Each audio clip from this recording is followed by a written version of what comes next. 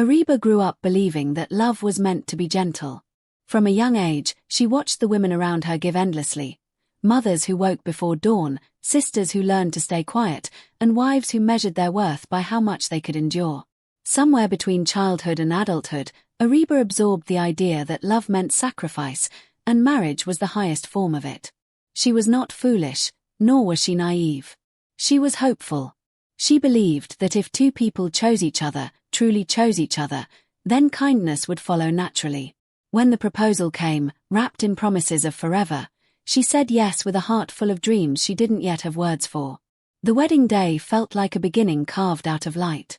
The house was filled with laughter, music, and blessings whispered into her hair as elders kissed her forehead. Everyone told her she was lucky. Her husband stood beside her, confident and calm, and when he looked at her, she believed she was safe. In that moment, marriage felt like a shelter from every storm life could bring. The early days were sweet in small ways. Shared meals, quiet mornings, polite conversations. Ariba learned the rhythms of her new home, the sound of footsteps in the hallway, the exact time tea was expected, the way silence settled at night. She adjusted herself gently, the way water reshapes to the container it's poured into. She tried to be everything she was taught a good wife should be. She listened more than she spoke. She apologized even when she didn't understand what she had done wrong. She believed patience would be rewarded, that love would deepen with time. But sometimes, late at night, when the house finally slept, Ariba would lie awake and wonder why happiness felt so quiet. Why joy felt like something she was always waiting for, rather than living. She pushed those thoughts away, reminding herself that every beginning needs time. Marriage, she told herself, was not a fairy tale, it was a responsibility. And she was ready to carry it. Unaware, still, that some dreams don't break all at once. They fade slowly, day by day, until one day you wake up and realize you've been holding on to something that no longer exists. The change did not come suddenly. It never does. It arrived quietly, almost politely, the way shadows stretch across a room without anyone noticing. At first, Ariba blamed herself. She told herself this was what adjustment looked like, what real marriage demanded. Her husband began coming home later than before. Conversations grew shorter, answers sharper. Where there had once been neutral silence, there was now a weight, an unspoken tension that made Ariba careful with every word she chose. She started thinking twice before speaking, then 3 times, until silence felt safer. Small things began to hurt more than they should have. A forgotten greeting. A meal eaten without thanks. A sigh that carried disappointment but no explanation. Ariba would replay moments in her mind, trying to understand where she had gone wrong. She searched for mistakes the way one searches for lost keys. Desperate, blaming herself for not being careful enough. She tried harder. She woke earlier, slept later. She softened her voice, lowered her expectations, and smiled even when her chest felt heavy. She believed effort could fix distance. She believed love was something you earned by giving more of yourself. But something inside her slowly started to shrink. The laughter she once carried easily now felt out of place. Her opinions remained unspoken. Her dreams stayed folded away, like clothes saved for a season that never arrived. At night, lying beside a man who felt more like a stranger than a partner, Ariba stared at the ceiling and wondered when companionship had turned into loneliness. She missed being seen. She missed feeling chosen. Yet every morning, she woke up and tried again. Because admitting something was wrong felt scarier than enduring it. Because she still believed that patience could heal everything. She did not realize then that quiet changes are often the most dangerous ones. They don't announce themselves. They simply rewrite your life, slowly, until you no longer recognize the person you've become. Blame entered Ariba's life so quietly that at first, she didn't recognize it for what it was. It hid itself in casual remarks, half-jokes, and disappointed looks. If something went wrong, it somehow traced its way back to her. If something felt off, she was expected to fix it, without ever being told what was broken. Her husband's tone changed when he spoke to her. There was impatience where there used to be calm, irritation where there had once been indifference. Questions sounded like accusations. Silence felt like punishment. Ariba found herself constantly apologizing, often without knowing why. Slowly, the blame spread beyond the walls of their room. Family gatherings became uncomfortable. Conversations stopped when she entered. Eyes followed her movements, measuring, judging. If her husband was unhappy, people assumed she was the reason. No one asked her side of the story. No one noticed how quiet she had become. She began to doubt herself. Maybe she really was the problem. Maybe she was too sensitive, too emotional, too demanding. She replayed arguments in her head late into the night, rewriting her words, wishing she had been softer, quieter, easier to love. Isolation wrapped itself around her like a second skin. She stopped sharing her feelings, stopped reaching out. Even among people, she felt invisible. The loneliness of being alone was painful, but the loneliness of being misunderstood was unbearable. At times, she wanted to scream, to explain, to be heard. But every time she tried, her words were dismissed or turned against her. Silence became her defense. If she said nothing, she couldn't say the wrong thing. Inside, Ariba was fading. The woman who once believed in love now questioned her own worth. Still, she held on, not to happiness, but to survival. Because when blame surrounds you from every direction, you learn to endure rather than escape. She did not know then that isolation is not an accident. It is often the result of a slow, deliberate erosion, one that convinces you that you deserve to be alone. The word divorce did not arrive with shouting or chaos. It was spoken calmly, almost casually, as if it were a solution to a minor inconvenience. Ariba remembers the moment clearly, not because it was loud, but because it was quiet in a way that made her chest ache. Her husband sat across from her, distant and resolved. There was no hesitation in his voice, no softness in his eyes. He spoke about endings as if they were paperwork, about separation as if it were relief. Ariba listened, frozen, trying to understand how a life built on years could be reduced to a single sentence. She wanted to ask questions. She wanted to remind him of promises, of shared mornings and nights spent planning a future. But her throat felt tight, and her words refused to come.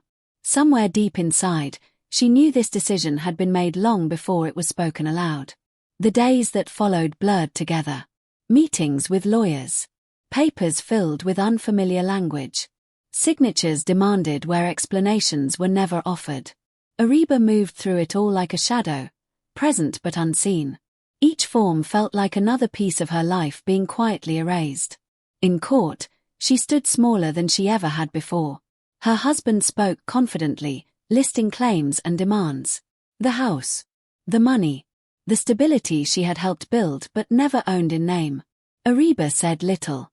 Not because she had nothing to say, but because she was tired of proving her worth to people who had already decided it for her.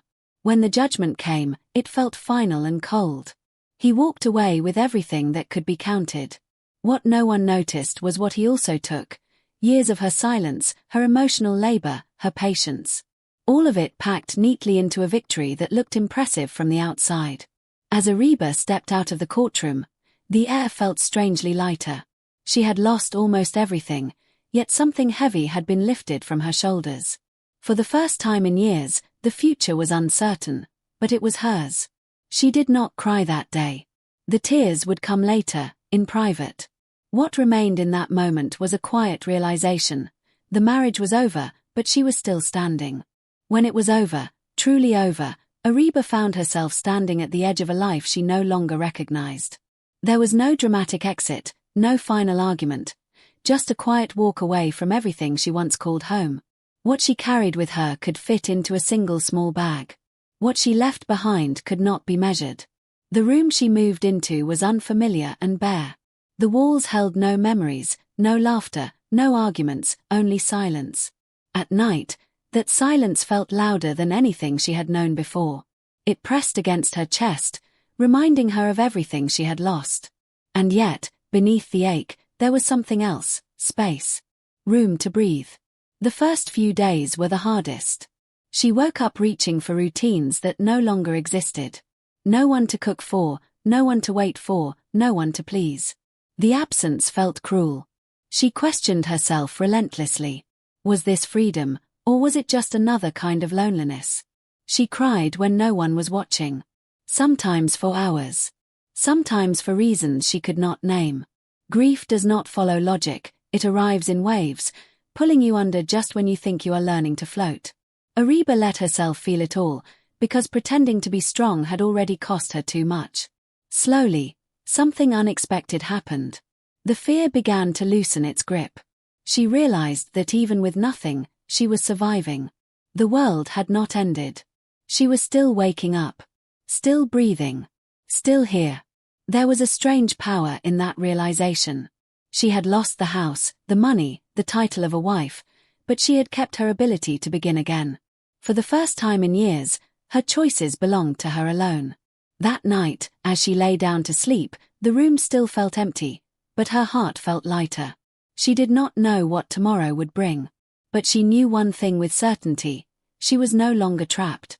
Being left with nothing, she discovered, was not the same as being left with no future.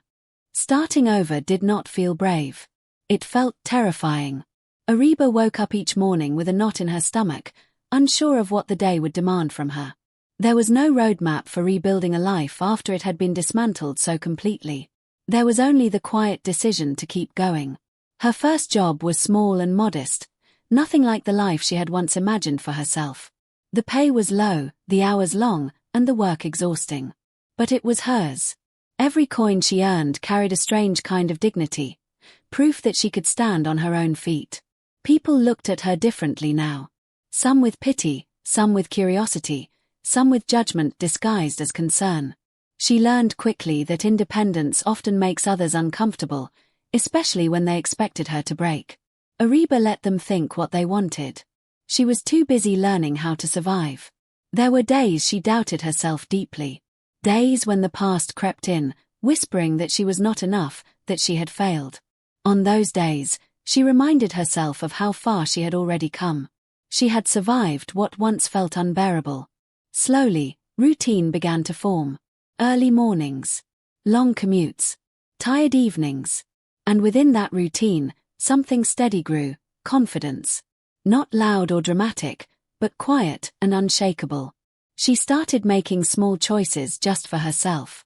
What to eat, how to spend her evenings, when to rest. These choices, once taken for granted, felt revolutionary. For the first time, her life was not shaped by someone else's expectations. Ariba realized that strength is not always visible. Sometimes it looks like showing up every day, even when no one is watching. Sometimes it looks like choosing yourself, again and again, despite fear. This was not the life she had planned. But it was honest. And slowly, painfully, beautifully, it was becoming hers. For a long time, Ariba believed she had lost. The house, the money, the years invested in a marriage that ended without mercy, all of it felt like proof that she had been defeated. Society reinforced that belief. People measured loss in visible things, and by that standard, she had walked away empty-handed. But healing has a way of sharpening perspective. As the noise of survival slowly faded, Ariba began to see the truth more clearly. What her husband had taken was not wealth or property. He had taken her exhaustion, her silence, the parts of her that bent until they almost broke. He had taken the version of her that apologized for existing. The woman who swallowed her needs, her voice, her pain, believing love required disappearance. He took years of emotional labor she was never thanked for. Nights spent waiting. Days spent adjusting. All of it went with him. And suddenly, Ariba understood something powerful. Those things were never assets. They were weights.